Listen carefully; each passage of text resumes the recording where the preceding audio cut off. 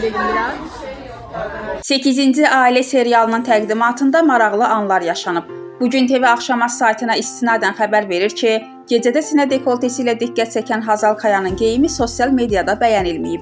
Bundan başqa, aktyor heyəti ilə çəkilən foto əsnasında Hazalın həmkarı Melisa Döngəlin önündə dayanmağa cəhd etməsi də izləyicilər tərəfindən bəyənilməyib.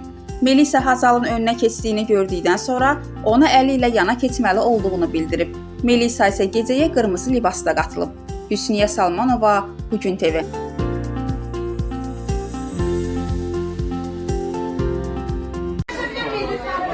Geriye gelelim biraz. Çok özür diliyorum. Çok pardon, şuradan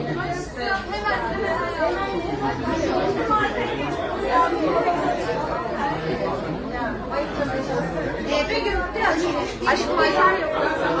Alper yok. Hayır bu da Alper.